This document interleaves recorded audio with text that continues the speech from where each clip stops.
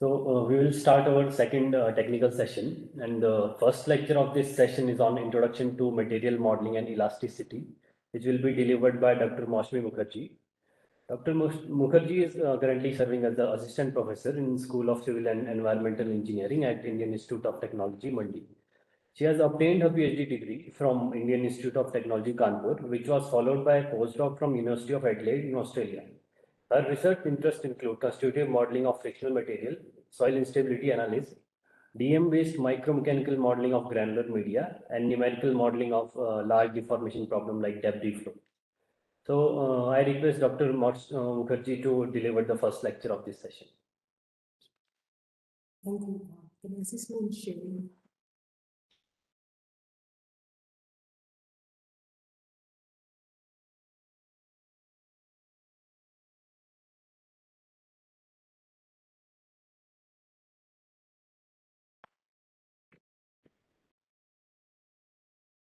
Good morning, everyone.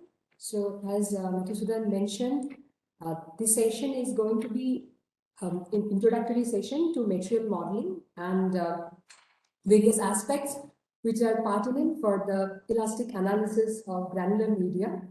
So starting from the idea that mathematically, when we solve a problem, we often come across the terminologies like boundary value problem. Now, let me take you through a work of various vistas in geotechnical engineering, where actually indirectly, directly, knowingly or unknowingly, we are actually handling boundary value problems.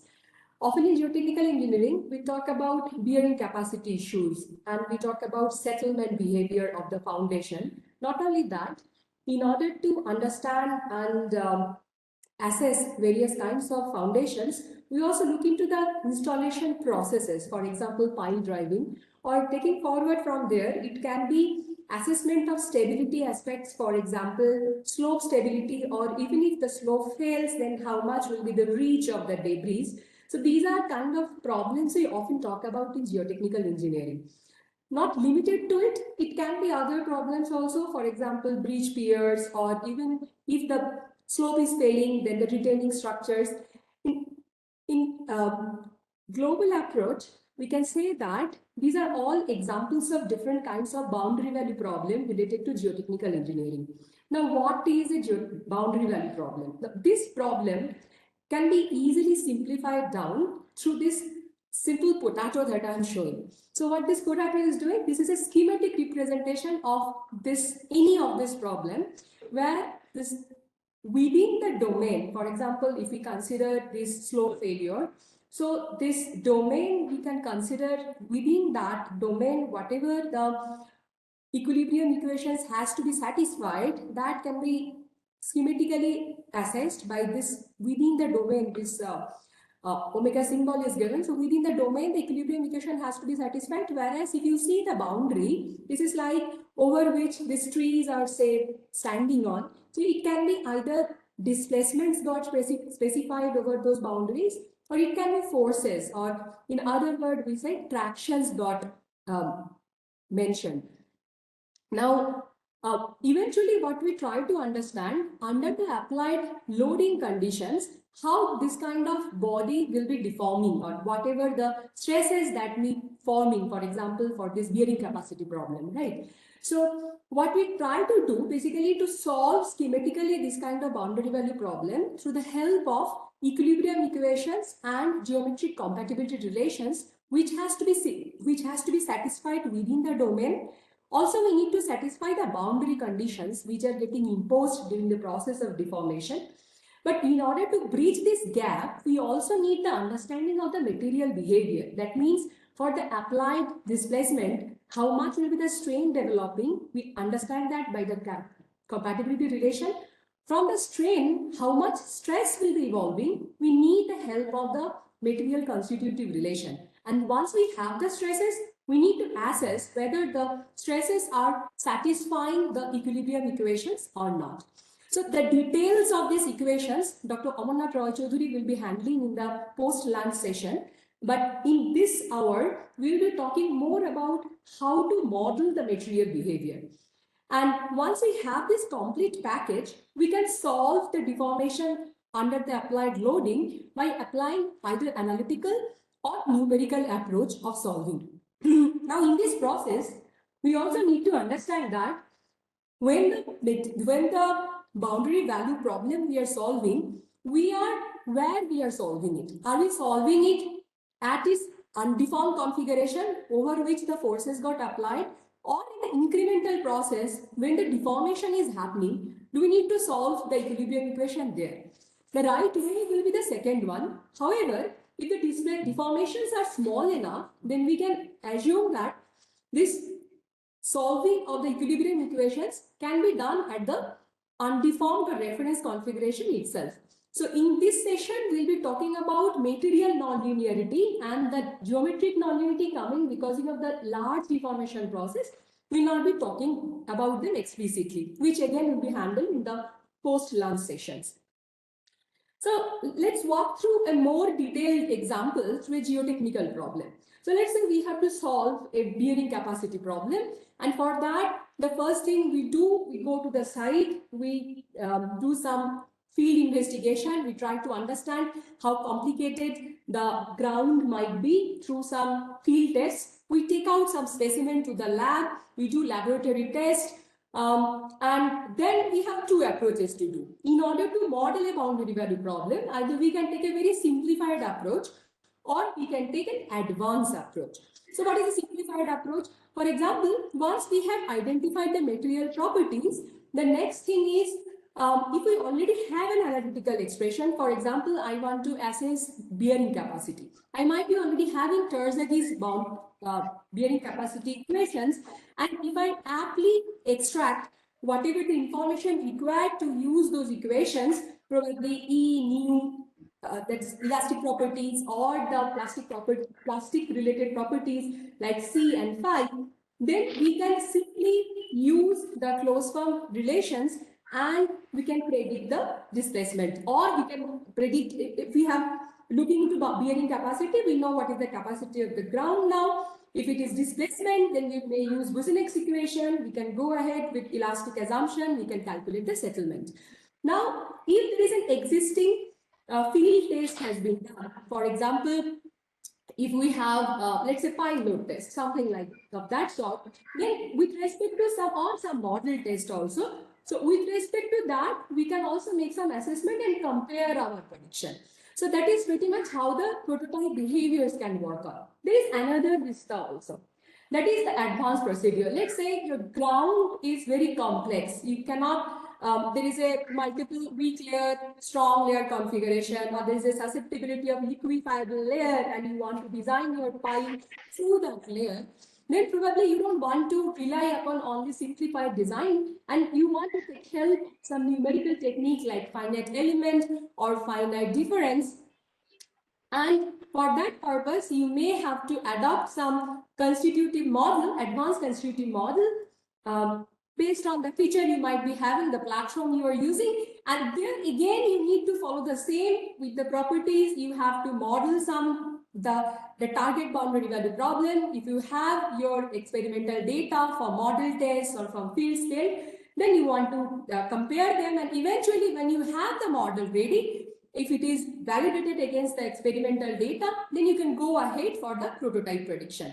So in this process, what we are seeing, there is an integral and important part is the constitutive model, which is a more formal name of material model. Now, how you are modeling your material behavior, that plays a very key role in the prediction of the boundary value problem. With this spirit, I would like to take you to our high school level understanding of material behavior. So this is, I'm talking about now behavior of the metals under tensile loading. Professor Jian has already introduced us to this area in his talk. So I would like to take you back there again. And this is the UTM machine where the rod, one metal rod is getting tested. And not only metal rod, any other geometric structure, if you fit there and if you try to see how the behavior is. So if you look into the actual stress strain response, say, these are various materials and their tensile testing results. So if I take you to this one, say nickel, chrome, steel, but we are seeing that up to certain level, it is not deforming at all up to certain stress level, and then suddenly it is experiencing a brittle kind of failure. Similar thing is also happening this other carbon steel material, whereas and hard bronze or soft brass or low carbon steel, if you see, it is more of ductile response there. So this kind of sudden fracture is called brittle fracture, where if you see the rod, the bar which got tested, it has a very planar surface at the point of fracture, whereas the one which is more ductile, which undergoes a more longer amount of deformation, and they basically forms a cup cone failure. So we have learned that from our very initial days of engineering. Now, the question is, how to idealize this behavior? Constitutive modeling is essentially the idealization of this kind of stress strain response, which eventually will be mathematically putting forward in some analytical framework and leading to the solution of the boundary value problem.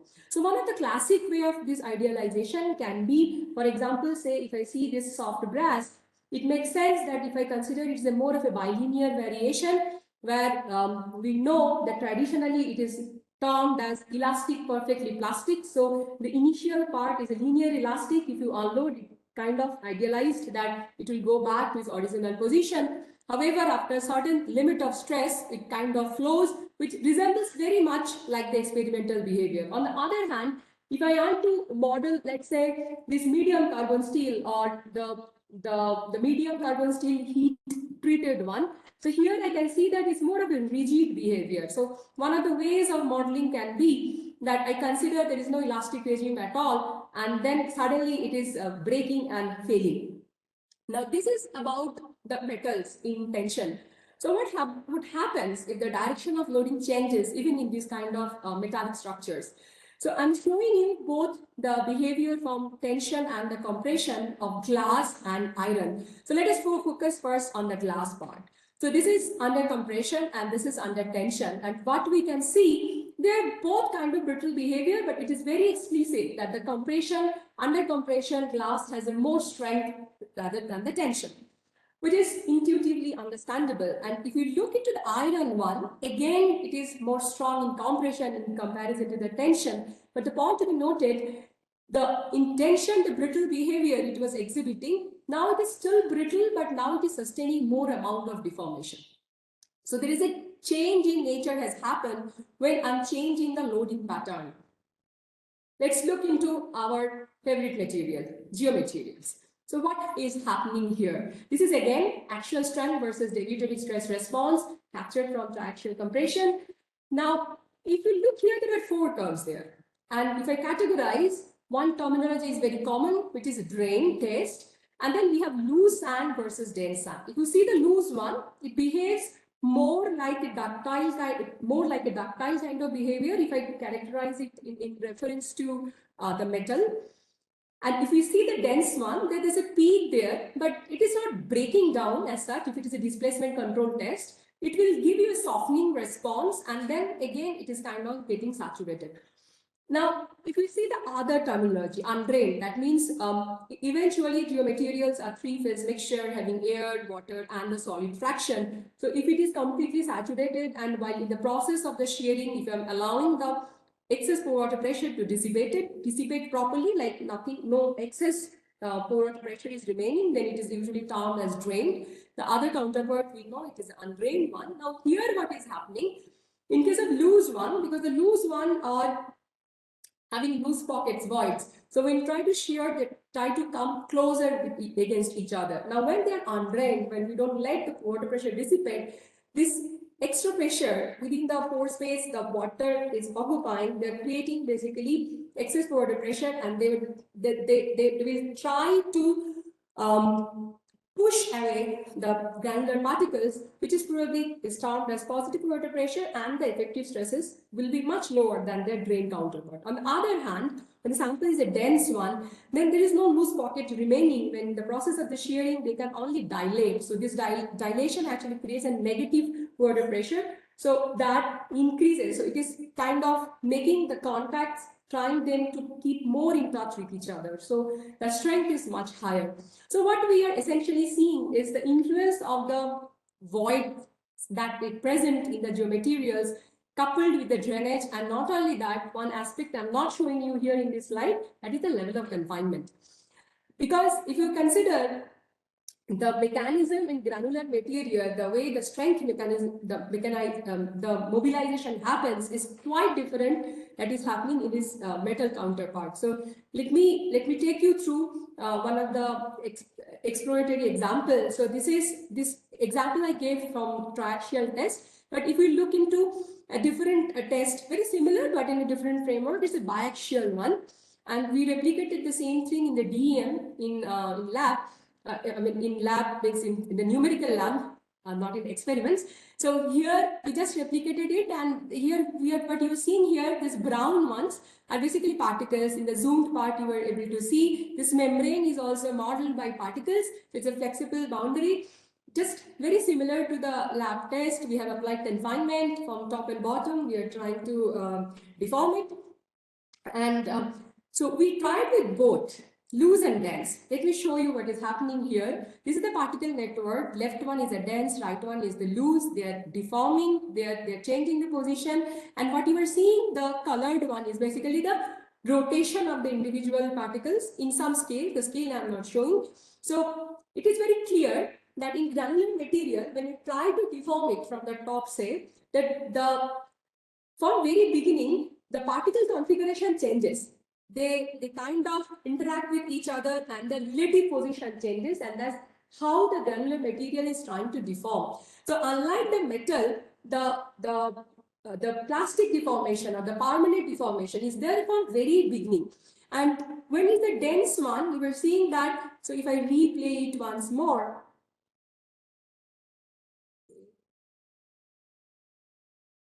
so if I replay it once more, so this is what is happening in case of dense one. The sample might be trying to dilate, but eventually there is a huge, this shear band kind of structure is forming. Whereas if you see the loose one, there is a scattered all around deformation that is happening. So this, though it is a loose one, it's probably trying to compress, but still the deformation level is not uniform, and that is what is expected. So this non-uniformity, because of the granular nature, makes our life as a geotechnical engineer more complex.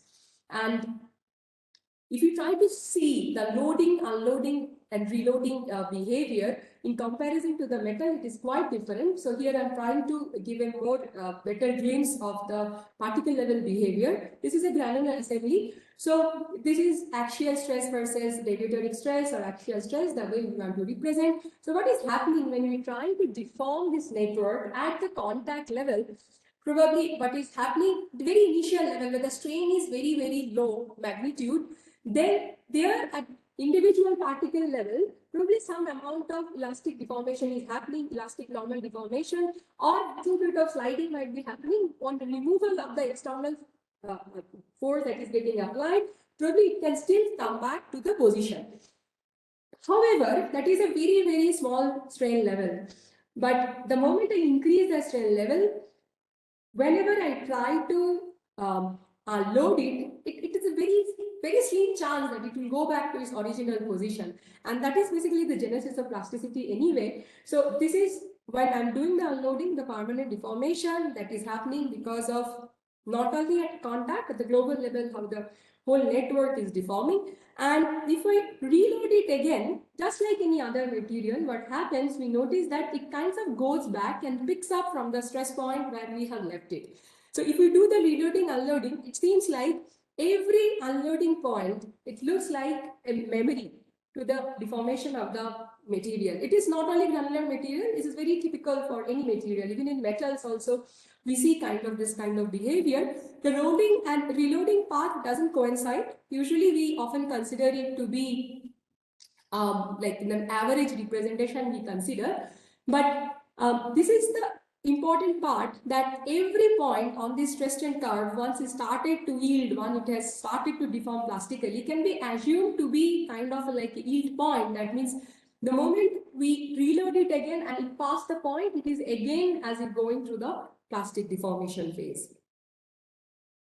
Now, I have talked about elastic and plastic behavior. So just to motivate it from there, we will look into various kind of schematic representation of elastic and plastic behavior representations in granular materials, but it also works with the general theory of plasticity as well. So if I say what is a constitutive equation, it is basically a mathematical model that idealizes the mechanical response of the continuous media at every material point. Now, from experimental point of view, many times when you say every material point, when you do a triaxial test or biaxial test, they are kind of representation of a material point. That is exactly where Dr. Jiang was focusing, that the representation is disregarding the fact that it is an assembly level inside. The things might be, the way the deformation might be happening, they may not be the absolute representation of the global level. So if for the time being we forget about the local and global mapping and we focus about just the simplified way of modeling, then we will consider this homogeneous representative behavior that we are getting from triaxial or biaxial. That is what we are trying to mathematically express. And we're having the assumption that behavior holds true for every material point within the boundary value problem. That is the idea of a continuum that we are imposing here, that every material point, this behavior is appropriately getting captured. Now, this idea of constitutive modeling is not very alien to us. It started long back in our journey in engineering, probably in our high school again, when we learned first time the simple elastic deformation laws for the elastic springs. So this is a spring. We have applied a force F, and we kind of try to replicate it, the behavior, by the linear force displacement law. F the force and delta is the displacement that the spring is undergoing, K is the stiffness, and this is the pictorial version of the representation. Now, so if we consider a small material point of, like we call it representative volume element of unit thickness, then you can understand that very casually we say stress equal to force divided by area, displacement divided by the original length. So if this is the unit length we are talking about, then easily we can boil it down to a stress deformation response. And the thing is, now this K there coming between the stiffness representation between force and displacement, now coming in terms of stress and strain. The catch here to follow, the stress evolution with respect to strain is linear. Not only that, there is no failure as such. If you consider this kind of behavior and you increase strain level, the stresses is going to increase. So if you try to model when probably your beam may fail, it may not be able to capture it unless you say, okay, up to 10% level of strain, after that I will consider forcefully it is a failure. But the concept of failing is not there in elasticity as such. So you have, that's the reason it is a very good estimate. For geotechnical engineering purpose, we often try to limit building settlements, foundation settlements. So this kind of approach, say when we consider Bouzinet's law, the stress got applied, then or whatever the elastic displacement we are getting, there it works. Because then we say this is the target maximum allowed displacement of the building. So there probably it will work. But the moment you try to talk about bearing capacity, like the maximum stress you can impart on the soil domain, that probably we won't be able to handle from this level. So we need to go ahead and we need to address plasticity. Now, the concept of plasticity is that it is basically kind of frictional dissipation, like the whatever happening in the particle level, some configuration change will happen, some friction will be there, returning the change of the configuration, which ideally two particle interaction can be modeled by the idea of a friction block. So this friction block is resting on the plane surface, and I'm trying to move it by force F, because of the friction at the level of this interface. At very beginning, it will not move. It needs to overcome certain amount of force, that friction, to let it mobilize that deformation or the displacement. Here in the left hand side, I'm showing in terms of stress, in terms of force, and right hand side, exactly the way I explained for the elastic counterpart. Now we can infer the behavior in terms of stress and strain as well. So this is like the yield stress after which the material fails. But the elasticity is not tattered here. It is basically rigid, perfectly plastic kind of framework. And from there on, if I try to incorporate the elastic part also, probably I can put its spring in series with respect to this friction block, and till this mobilization of the block happens, till it starts to displace, probably this spring will still deform, and its elasticity, the stiffness modulus, say if it is E or E1, that will guide how my stress will evolve with respect to strain. And then after a certain point, the moment this block mobilizes, the flow happens, then we say, okay, the material I'm dealing with, the boundary value problem I'm solving, now it is failing. So this is exactly bare essential that we need when we talk about capacity. The elastic, perfectly plastic kind of behavior. That is exactly our age-old favorite model Moore Coulomb does. Now carrying forward this idea, when I showed you that the dense sample was hardening and then it's having softening, or the loose one was continuously having increasing stress condition, those kind of behavior, if you want to cater, then probably we need to address the modeling more rigorously. And then in this respect, one of the way out can be, let's say, if we visualize like this friction block has been kept in parallel with the strain. So what will happen here, if you want to try to displace the block, again, till the friction mobilizes, it won't be able to displace. But once it displaces, then probably this spring will also start to move. Then this continuously increasing, so rigid and linear work hardening kind of behavior can be replicated in this kind of schematic way. Again, if I put another spring in parallel, then I can also model this kind of bilinear behavior. So I have linear elasticity and also I have linear work hardening. That means I have no plasticity because the friction block is there. However, it is not parallel to sigma. I have some hardening behavior also. The left-hand side, whatever models I have shown, these are schematic representation. When we talk about 3D body, it is not only one directional stress strain, it's more rigorous. So we have to be mathematical. We need to use the definition more consistently. So in this regard, we need to learn what are the quotients, how we define the strain state or stress state in a 3D body. Because here I showed with respect to some springs and some blocks, right? So let us explore strain. Probably the initial beginning part will look like very rudimentary, but it is important. So we will go back again to our basic engineering level understanding. I have a rigid bar, and I'm trying to pull that bar by force F, and it is initial length was L. It got elongated by length delta. So its displacement is basically delta.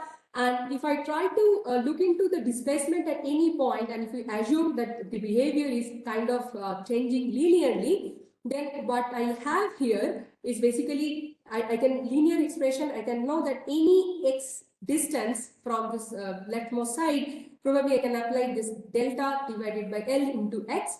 And now, if this small x, the amount of strain at this level, if we consider the linear kind of strain variation is happening, then the strain definition itself, like if we consider these changes, small changes in du by dx, then I can understand if I divide by this quantity by x, it will be delta by L. And interestingly, at epsilon at this edge is also delta by L. That means the assumption that the displacement is varying linearly is leading to me this kind of constant magnitude of strain.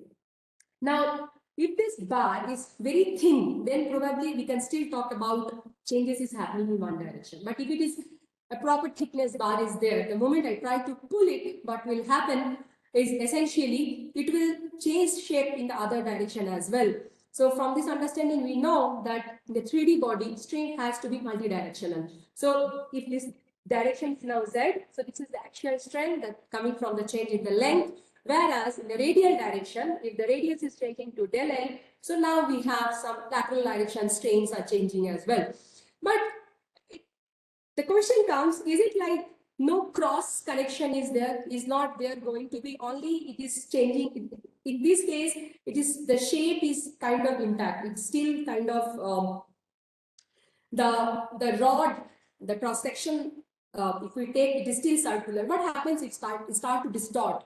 Now there comes the idea of the geometric interpretation of the strain state, which is very relevant for the 3D body.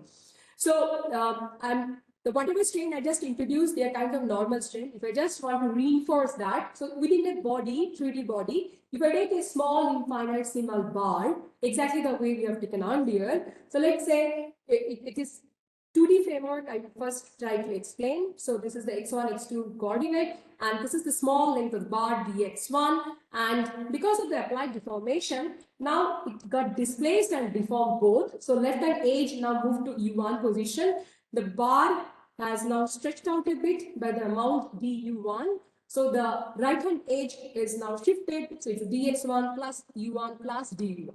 Okay. So if I try to look into the deformation, now for like any small infinitesimal level, that's the way we did delta L by L. So same thing we can do that here, but now we're doing it a more formal way. So we are taking the gradient del U1 by del X1, because I'm talking about the displacement, the deformation in the X1 direction. So del U1 by del X1 into dx1, that will be the amount of deformation that will be happening for any small dx1. Moving forward from there, exactly the same understanding we applied in the previous slide. We have the definition of engineering linear strain, which is nothing but the change in the length divided by original one. If you see, that will come in the form of del u1 del x1. This is the displacement gradient itself is coming as the linear engineering strain. And one of the ways of writing it actually, we just skip the part x, and if we grab the two index, like the displacement that happened in the one direction and the change of it in the one direction. So it comes in the form of u1 comma 1. So with this understanding, if you take in half, we can just make it, we'll understand from the next slide why we are decomposing it into two parts. So we can write it, and this is not going to alter if I keep the bar in the x2 direction, or if I introduce another dimension x3 and I keep the bar in that direction. The only thing will happen, now it will become epsilon 2, 2, epsilon 3, 3. So in this understanding, now we can use a generalized notation. So the strain in the displacement that is happened in the ith direction, and if we are connecting it to the gradient of jth direction, when I equal to j, because we dealt with 1, 1, 2, 2, 3, 3, so the strain can be now written in terms of half of ui comma j plus u of j comma I. So now if I look to the other side actually, so this was normal strain. If we look into the shear strain, now, in order to look the shear strain, this is where basically what I was trying to motivate, that if the gradient we don't take the same direction, other direction. So in order to do that, now we have like L kind of shape of a bar, which is happening two legs having dx1 and dx2 in the x1 and in the x1 and x2 direction respectively, the length. And this is a very small length, and not only that, they're actually L-shaped, proper L-shaped 90-degree angle is there. Now it got deformed, but in this deformation, it not only stretched, because the deformation is such that the angle also altered. And the way it altered, now the internal angle is pi by 2 minus gamma, whereas this gamma is a summation of gamma 1 plus gamma 2. That means the angular distortion happened in the other two direction. And just like previous one, we had u1 shifting to u1 plus du1. So exactly similar scenario is happening now, because this length change and the angle change, this edge which was actually at u1 earlier along with this central part, now the central part itself has moved u1 u2, and the extra the displacement has happened is u1 plus du1 for this edge which was here, and the other edge, it is actually the reverse u2 plus du2. Now, if we try to calculate how much this angular distortion has happened, so this gamma equal to gamma 1 plus gamma 2, and mind it, we are dealing with a very small deformation problem. I stated that assumption at very beginning. So this gamma 1 now can be translated to tan gamma 1. And if we do use the geometric interpretation, what we'll be able to see that the simplified form is coming here. Now the gradients of the displacement in the other direction coming into picture. However, if I introduced a half here, then exactly I can trace back to our definition that we have defined for epsilon ij, the strain component. But here in this case, my I is the I and j component I'm not saying, I'm taking from the other direction. So this is a rationale behind taking this kind of half to begin with, because it helps to cater all types of strains, both normal and the shear strains. So normal strains are related with the length changes, and the shear strains are related with the angular, the distortion change that is happening. So in a nutshell, if I keep the things in a 3D formulation, so I can say that the strain coming, that epsilon mn or epsilon ij is a schematic way of writing this three-dimensional strain state, is basically can be written by the normal strains and half of the engineering strain. We sometimes write it by 1, 2, sometimes we try, I think many of us might have seen in our undergraduate days, this 1, 2 are also written in terms of x, y, z. So this is eventually the way we are dealing with solid, not solid mechanics, but soil mechanics, where soil is, we know, strong in compression. So we try to have a positive sign with the notion of compression being positive. So what is happening, this is the body, it is, we have deformed it. So the axial strains are acting over the normal strains are coming towards this axial direction, this x, y, z. The shear strains are acting also, which I just already introduced. Now, in generic sense, if we take away this definition of engineering strain, and if we go ahead with the half of gamma 1, 2 as a definition of epsilon 1, 2 anyway, so this as a whole sum represents the 3D strain state. And from this definition, if you try to look into, because the way we define epsilon ij is half of u comma j plus uj comma I. So it is very intuitive that if you swap the position of I and j, then this is basically remains same. That means this strain tensor, or this is also called tensor, not only a matrix actually, because this strain state basically follows the rules of linear algebra for linear transformation, and they are termed as tensors actually. It's one type of linear transformation, and they are basically symmetric. From the definition, from the geometry itself, they're symmetric. So though we are seeing here 9 components which are essential to represent the strain state, but in reality 6 individual components are there to uniquely represent the strain states. Now, one of the major important thing comes into picture, volumetric strain, the way the volume is changing. So if you add up the diagonal component, it's very easy to prove. Probably you can take it as a homework. If you consider the length to be x, y, z, and it is changing to dx, dy, dz, like x plus del x, like y plus del y, retaining the whatever the structure is the very same way. Then if you try to calculate whatever the change in volume divided by the original volume, and if you disregard, because the deformation is very small, so if you have any multiplicating term like del x square or del x into del y, so if you disregard that, then you'll be able to see that eventually the volumetric strain will boil down to the trace of this matrix. That means the summation of the diagonal terms actually. A very similar way, now we need to define the stress state as well. So how to define the stress state? First of all, what is stress? So traditionally we know stress is force by area. Now we need to assess, like, this is a boundary value problem. This is body is comprising, now I'm cutting into, so externally I have not shown that, probably the displacement got applied or some forces got applied, and internally some deformations are happening. So in order to resist deformation, or so that the body should not break apart, some resistive forces, stresses will develop. Now, how to assess that? So if I cut it in a half, 2 body, B1 and B2, now there, if I see the internal levels of some internal forces will develop, right? So because if I want to keep one of the halves in equilibrium, so whatever the forces that got applied from the left hand side and the interaction of this B2 half with respect to B1 half, the moment we cut it open, some internal force is bound to generate. So that is basically the del F is showing. Now I want to know the stresses at point P. So I know at this point some force F is acting. Now I need an area here. So I will associate it with some small incremental area near around to that particular point. So now this area, because it is an area, then it has to lie, it is a part of a global area which is shown in a dotted way, which is having a normal end.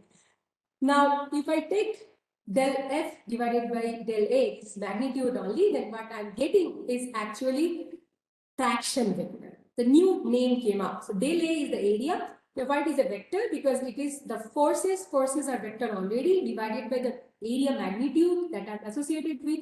And the more smaller I will make, so this is called Cauchy's limit. The smaller I'm taking a limit. So mind it, area is reducing, so will be the amount of forces associated. So it is not unbounded. It will never become infinite. It's a limit problem. It is called Cauchy's limit.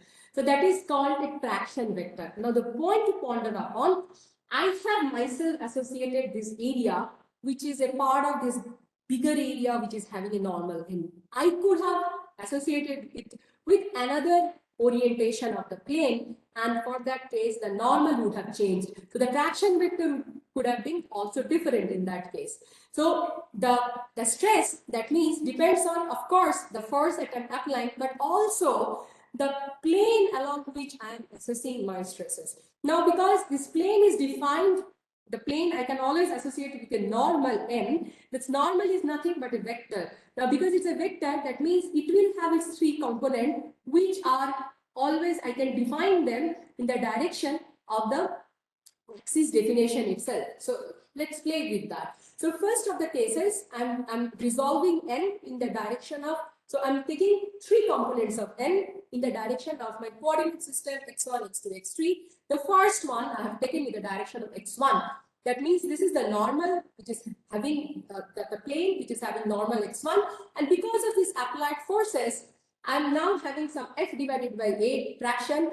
So this is the traction, and the component associated to that force component is basically sigma 1, 1, 1, 2, sigma 1, 3, or that we can say the component of the traction vector is likewise. Similar way I can do in the direction of the x2, I can do in the direction of x3 as well. Now, if I have to complete the information of stress at a point, if I want to take out the dependency of the normal vector, it is very easily understandable. I need to define the stress state now in combination of this 9 stress attributes. So basically, the stress tensor, this is again, you are seeing a 3x3 matrix representation. It follows transformation laws, linear transformation law. This is again a tensor. So what is a tensor? It is a second order tensor. So one of the direction senses came from F.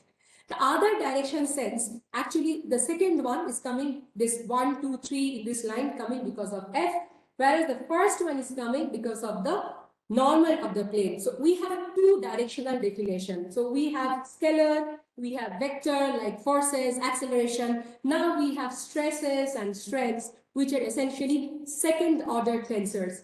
So those are, our forces were actually first order tensors. Our density is a zeroth order tensor. So it's a very global umbrella where we can fit into our engineering understanding. And if we look into the stress tensor, basically completes the information of the traction vector at a particular point. And let us look into what we can do with this vector. So again, in a generic sense, many times we define it in terms of x, y, z configuration, and this is the stress state that is being shown. If I just for an example, okay, now here is one important point, just like strain, here that this is a block we are seeing. If you take a point here and you try to take the moment equilibrium, you will see that this cross-diagonal components has to be equal and opposite in order to satisfy the moment equilibrium. So again, just like strain, the stresses, if we consider, they also kind of symmetric. And from this idea, we have basically 6 independent components. And to further proceed ahead with it, now what to do with it? The stress tensor, can I fetch back the information of the traction vector from here? Yes.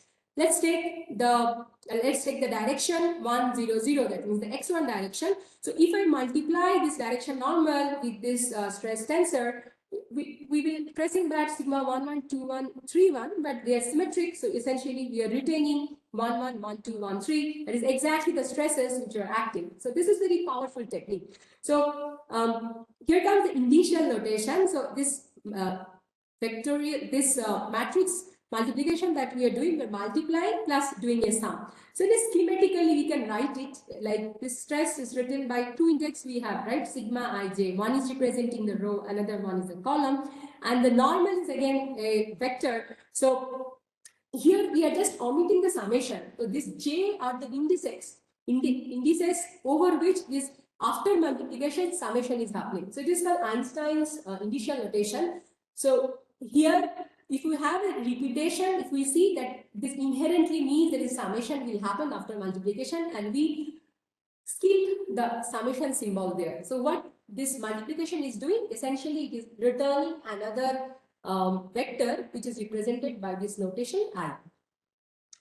From here, what we can calculate, this is basically the traction vector, and if we want to know, say, sigma 1, 1, so this is the traction vector holding information over this plane, which is having a normal in the x1 direction. If I just take a dot product again with respect to x1, then I will retain back basically sigma 1, 1.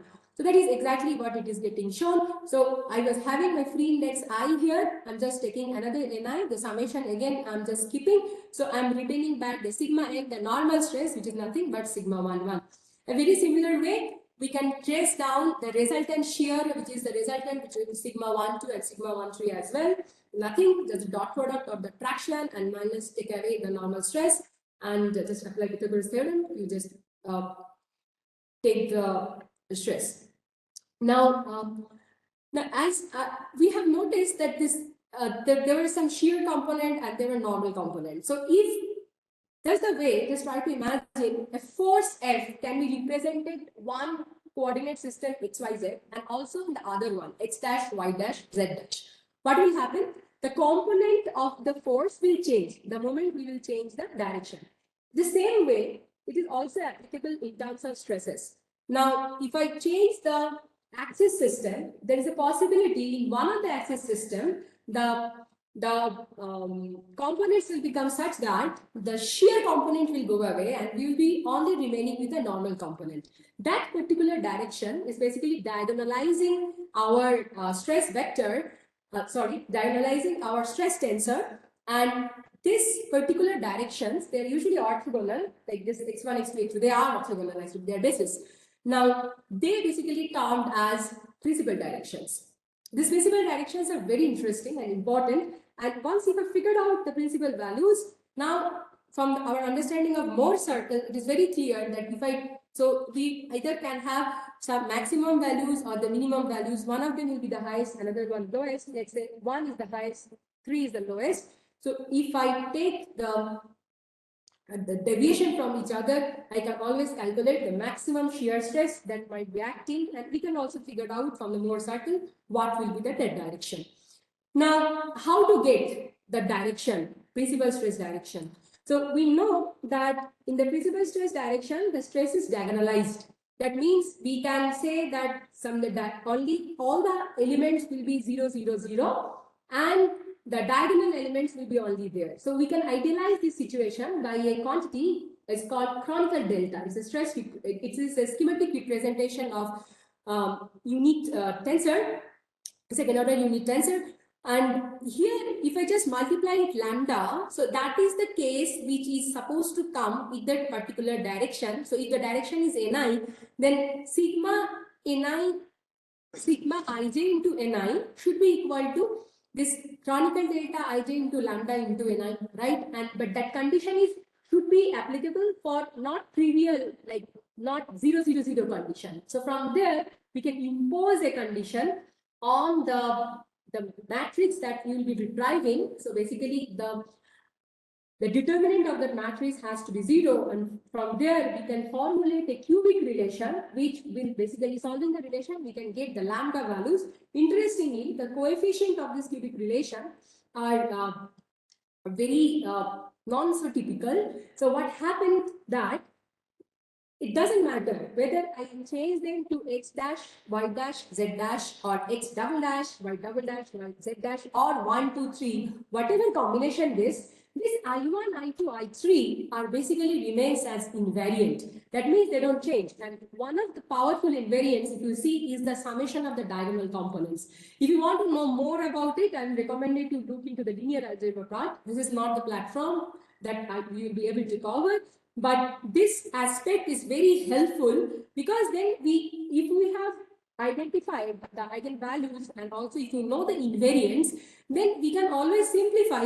So instead of knowing 6 stress state, now we can just change our coordinate system to this principal direction and we can work with 3 stress components, and then our job will become much easy, especially from the perspective of constitutive modeling. We don't have to express our yield surface or any functional form with respect to the 6 independent stress components, but rather we can represent them in terms of these 3 independent components. So things becomes much easy.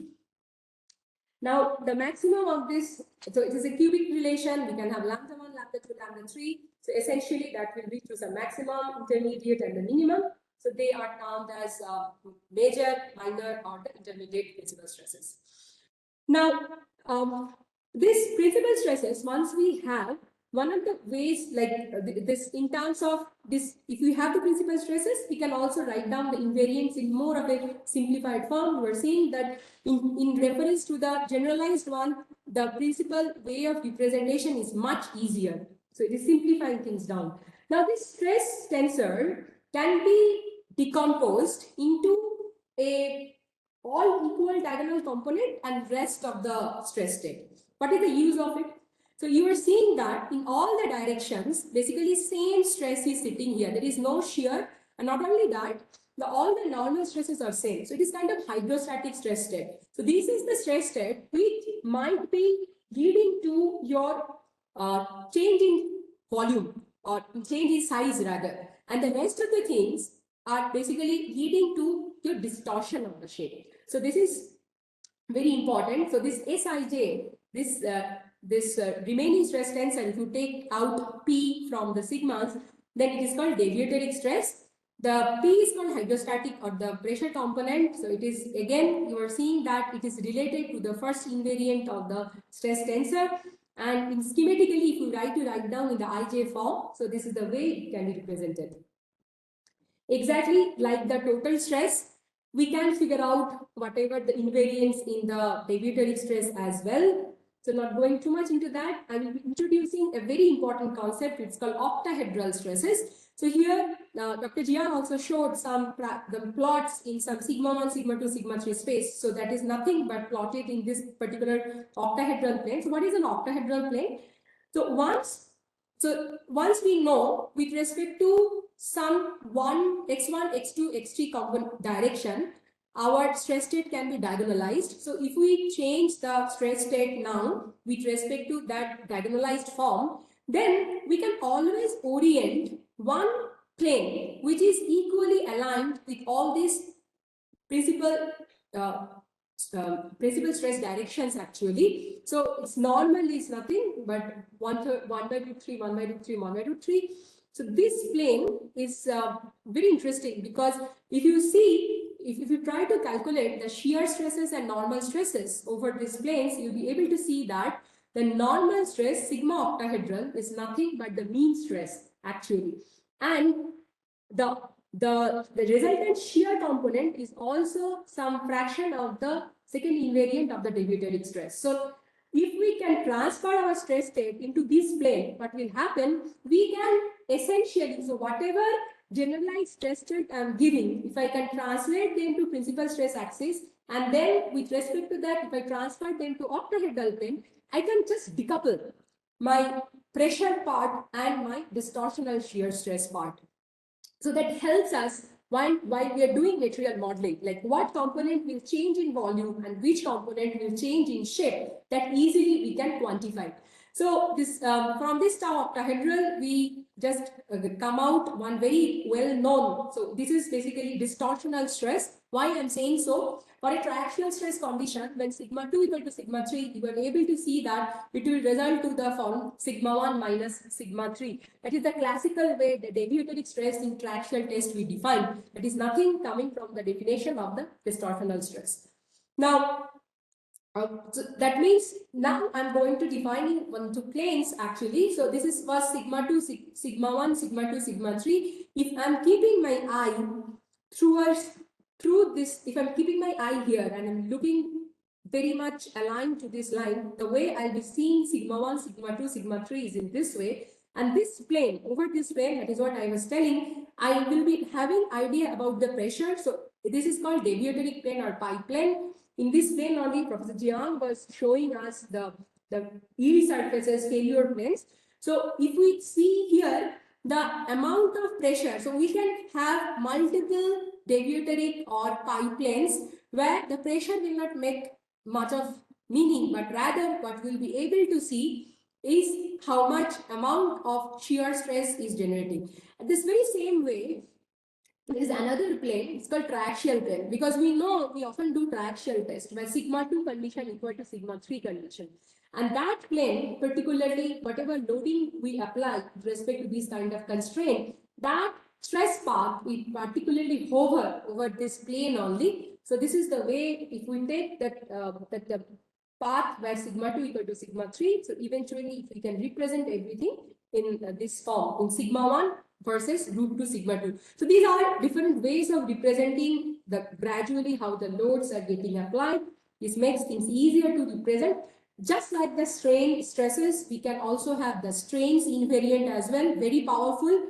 They directly, in stresses, we are linking with the effect of like the stresses which are leading to the volumetric deformation or distortion, and these are the quotient exactly giving you the assessment how much volumetric deformation or shear deformation might have happened. So I'm not going into very detail, but there are just counterparts like stresses only. So now with all these ingredients of defining stresses and strain, I will try to relate you the constitutive relation. So what we have in our hand now, essentially, we have this stress state and also we have this strain state. Here, the unique components are 6 stress components because we have to ensure local level moment equilibrium as well. And in the strain state from the geometric compatibility, we already have 6 individual components. So we need to connect each one of them with respect to each 6 one of them with individually with respect to the 6 one of them, because it is not a bar problem, it's not a spring problem. Rather, just having F equal to K delta will not work. So here comes now, we have to connect the sigma ij with respect to another form of, like, we can write it as KL. So each of the component has to be connected with the other component. Now we bring into another beast into picture, I will say. This is basically called the constitutive relation. If before the deformation, any resultant stress is remaining, for example, you are solving a pile driving problem, you have done driving, that means after the driving, some residual stress might be there, and now you are doing a pile load test. So with respect to residual, the deformations will grow. So if you are not considering that kind of residual stress, you can forget about this sigma ij0 part, and rather we can focus into the remaining one. So this is the way the evolution of strains is linked with the stresses. And this Cij is a 4th order tensor. It is not matrix. We'll come to that. So if you don't have the residual part, this is the way it will be looking like. Now let us talk about how the representation of the Cij will happen. So if I have stress, let's say I'm looking into evolution of the sigma 1, 2, and the evolution is linked with all the strain components. If you say the Cij this grid, so here evolution of 1, 2 is getting connected through evolution of all the strands. So same way, evolution of 1, 1 will be connected with evolution of all the strands. So it's very easy to understand that it is not a matrix. It is, we have to represent this 4 indices in some way in a pen and paper. So we devise up some easy way, we will go to that. But if you try to look into how many components it might be having. Now, because if we forget about symmetry, so it is basically having the 81 component, 9 into 9. But if we consider the symmetry, then probably we are left with 36. We can further induce some level of symmetry. For example, if the material is isotropic, it is orthotropic, like how many symmetric plane it is having deflection symmetry or rotational symmetry. Based on that, we can further reduce it down and sorry. So before moving to that, there is an easy way of connecting this thing actually by void notation. So we will come to the symmetry in the next slide. So let's quickly look into, in order to write down this stiffness tensor, we probably using a void notation will be more meaningful. So this epsilon ij is actually, because being symmetric, can be easily written in a more of an array form in a such way that this is 1 1 2 2 3 3, then 2 3 3 1, and we have 1 2. These are symmetric, so little bit of altering in the sequence. So it is easy to remember in this way. Exactly same way we can write the stresses as well. So now what is happening? Now we can write down things very easily. This is reduced version actually. So the 36 component I was talking about, they are written in this nice matrix form, but remember Cij is not a matrix. We are trying to write it in a matrix form, that's all. The reverse way, the flexibility tensor can also be written in a 36 individual component. Now, as I was telling, if I consider materially linear isotropic, and that means these properties are such that they are not directional dependent. If they are directional dependent, then only these 36 components will come into picture. So if they are isotropic, like Young's modulus, if you consider that Young's modulus in one direction, two direction, three direction, they are all same. So this kind of attribute, if we consider, then what will happen? We will be remaining with this kind of simplified framework. Here, incremental stresses and strain getting reflected if it's linear, isotropic, elastic. So it can be connected directly to the evolution of the strain and stresses also. So this is the flexibility tensor, the way it will look like in a 2D format. Coming to the understanding of the parameters, if you see here, E and mu were coming from age-old concept. We know when we just elongate the bar, we have stresses, we have measured strains, we know the radial strains as well. So Young's modulus is basically coming into picture where whatever the axial connections is coming. So if I just take you back, so whatever the xx is getting connected with sigma epsilon xx getting connected with sigma xx, the other direction you see the mu is coming into picture, the Poisson's ratio. So that is also can be linked very easily. And so any two parameter we need in this regard, we can also use the derived quantities, Young's modulus, apart from Young's modulus and Poisson's ratio, we could have used shear modulus and bulk modulus as well. So if you consider, if I take you back to our discussion of the tension test, so in the deformation, when we are considering there were no strains developed. The stresses were very high. Probably this moduli values were very, very high. But however, when considering the other one where we can see this bilinear kind of variation, we can model. So this linear elastic part can be modeled by these parameters.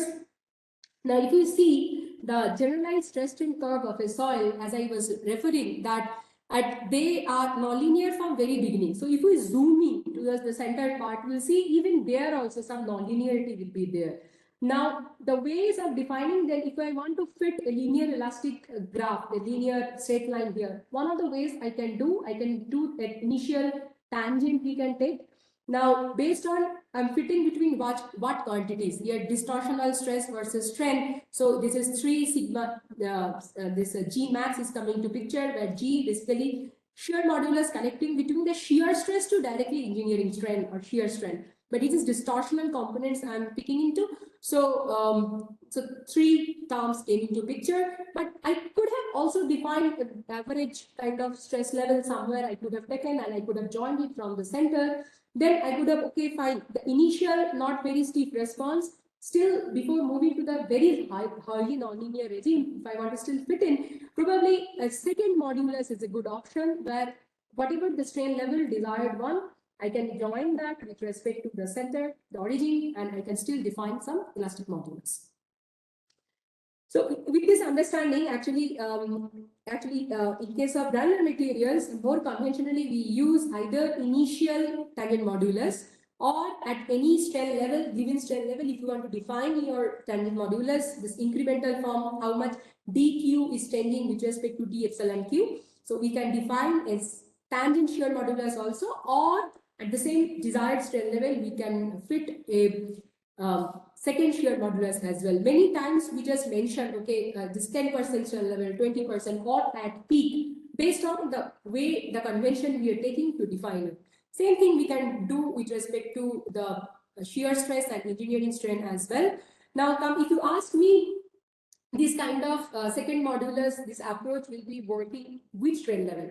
So my answer will be here, if you see, based on the experiments, if you fit with respect to the linear elastic regime, to be very honest, the strain level is 10 to the minus 6 or rather 10 to the power minus 4 per second, and near around value is the range.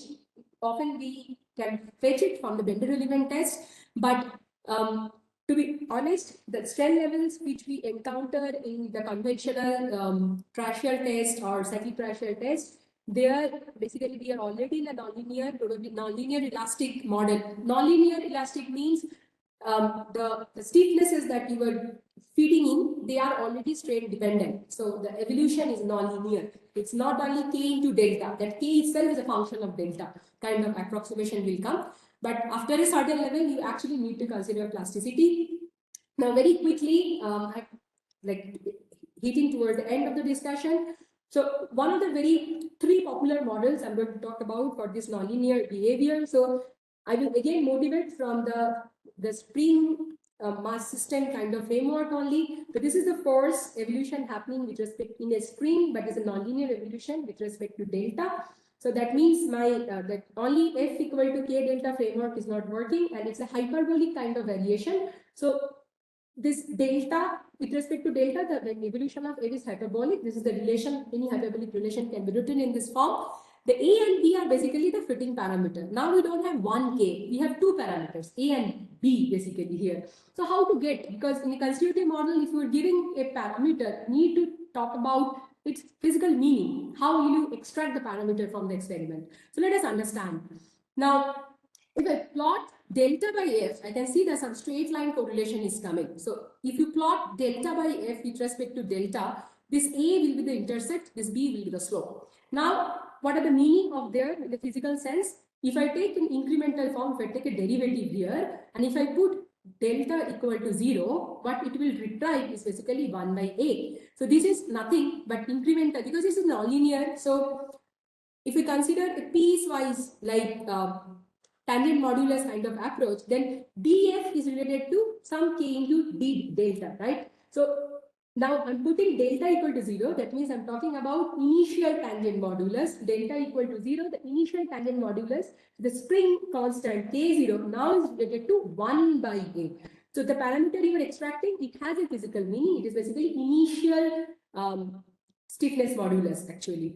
Now, very similar way, if I try to write with respect to delta equal to infinity, I will be retrieving 1 by b, but that is nothing, but that is f. That means the ultimate force that is basically in the reverse 1 by b is getting, the b is representing that 1 by pu. So we know the physical meaning. We can now fit exactly very similar way the relation in a stress strain format. So exactly very same way, now we will be retrieving initial Young's modulus, and also we have ultimate stress. So this is exactly the motivation behind Duncan and Chan kind of nonlinear model. They basically goes into hyperbolic regime, and I'd like to finish with some physically motivated and empirical model as well. Now, when I was talking about confining pressure, density, I told that stresses are much higher, at higher confinement, higher density. So their stiffnesses are also going to be higher. The stress strain curves are also going to be different.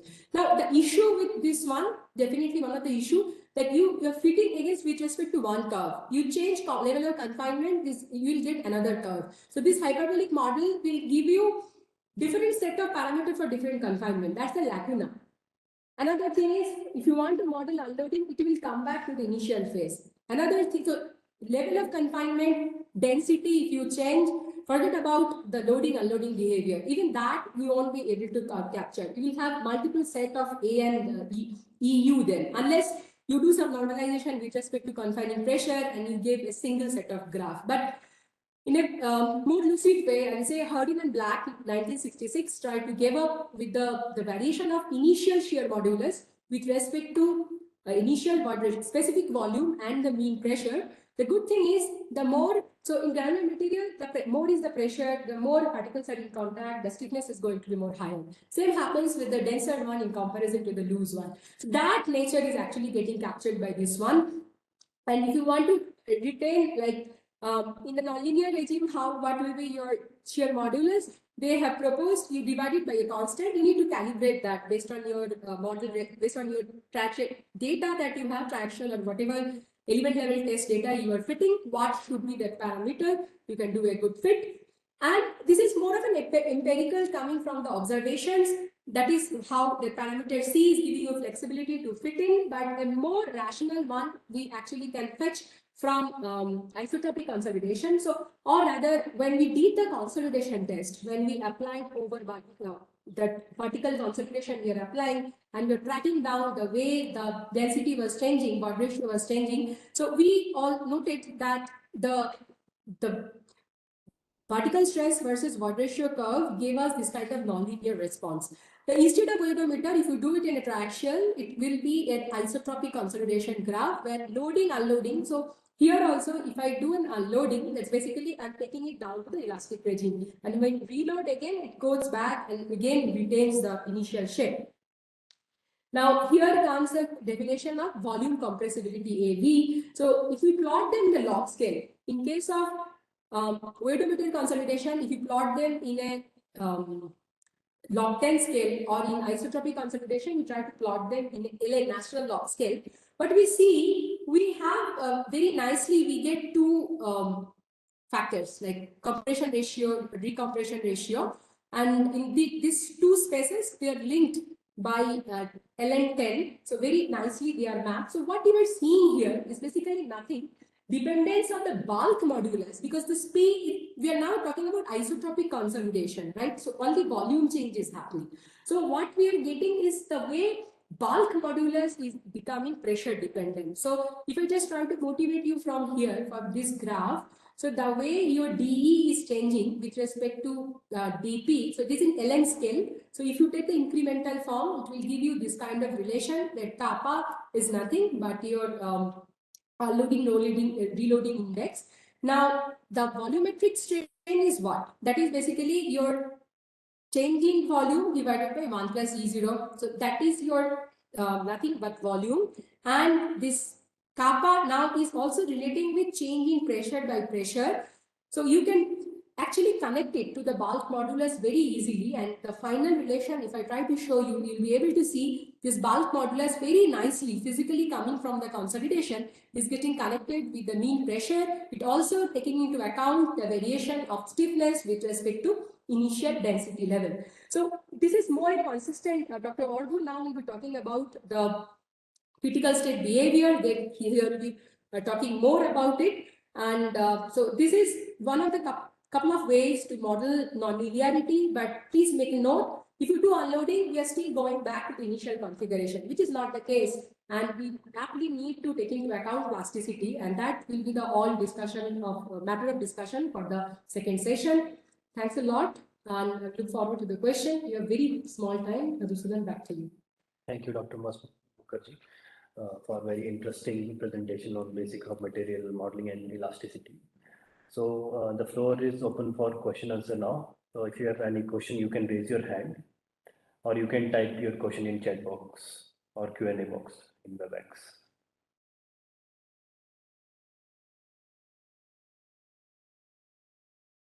Okay, Samrat Ghosh, you can unmute yourself and ask the question.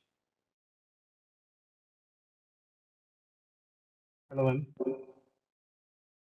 Hello, ma'am. Hello. Am I audible, sir? Yeah, please go ahead with the question. Yes, ma'am. I have one question. Like, how can we physically see the invariant? Like, you have talked about the first invariant, second invariant of deviator stress, first invariant of deviator stress. But how can we physically see this? This is my first question. Right. Now, physically, if you want me to motivate, so pressure is very easy to understand. So if I just quickly go back to those slides of invariance. I think we are here, right? So if you see I1, the first invariant, that is basically directly relating to the 3 times of the pressure.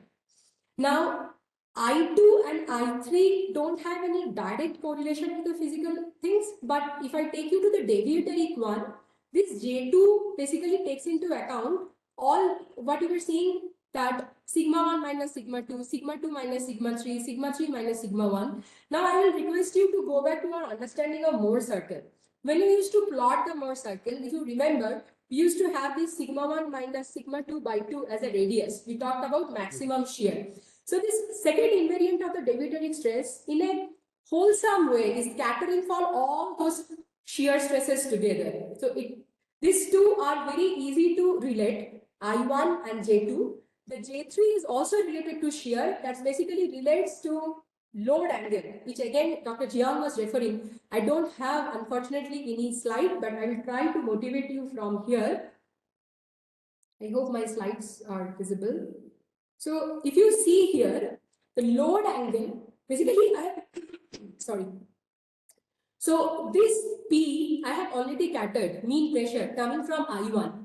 Now, if I try to decompose my whole understanding in a perpendicular direction to this P axis, that means no influence of mean pressure will come into picture.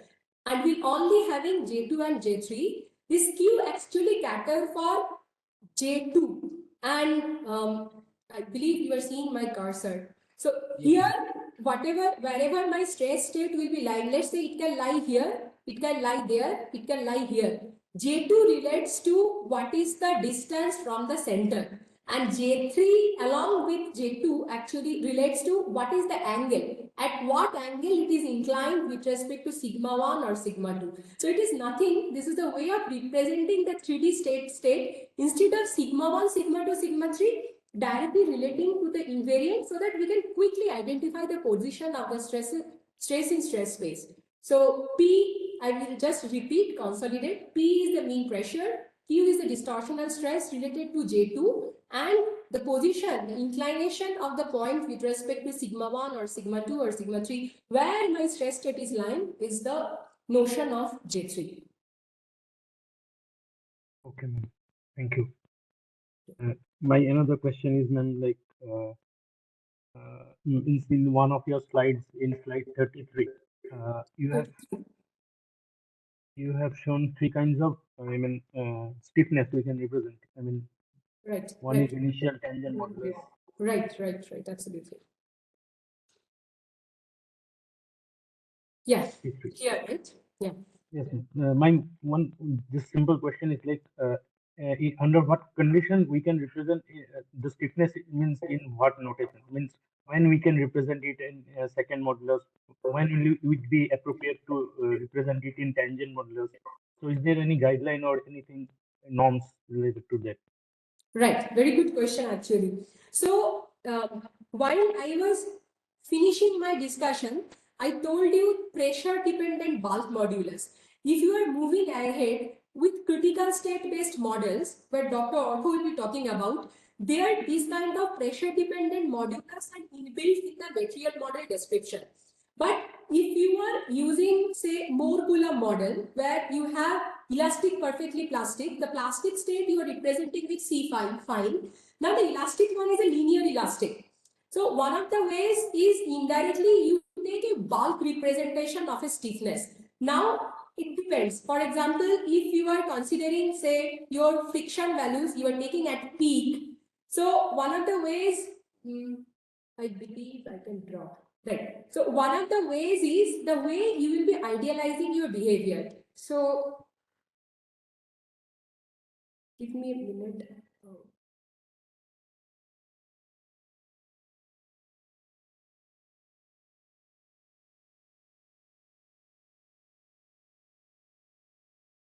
So let's say, are you fitting your Mohr-Coulomb here? So if you are fitting like this, see, it makes more sense to use the initial tangent modulus. But then you are predicting a very high stiffness. Because your nonlinearity starts from here, you could have also fitted with like this. right? So here, then probably at this strain level, whatever your shear strain level is, there capturing it by a second modulus is a good option. So that is your decision. There is no guideline, but second modulus is kind of gives you the freedom not to make your constitutive model too stiff. But if you are going with a hierarchically advanced model, there these kind of descriptions are already embedded by some way or other. Another thing is, just to conclude the question, the answer, in dynamics, when you use damping modulus and strength reduction, they use the second modulus only. There, whatever the strain level is, just join from the origin, and that strain level, that is the second modulus you talked about. So this picture that I showed, this is actually pertaining to variation of second shear modulus. I hope it addresses the concern. Yes, sir. Thank you, ma'am. Thank you for the clarification. Okay.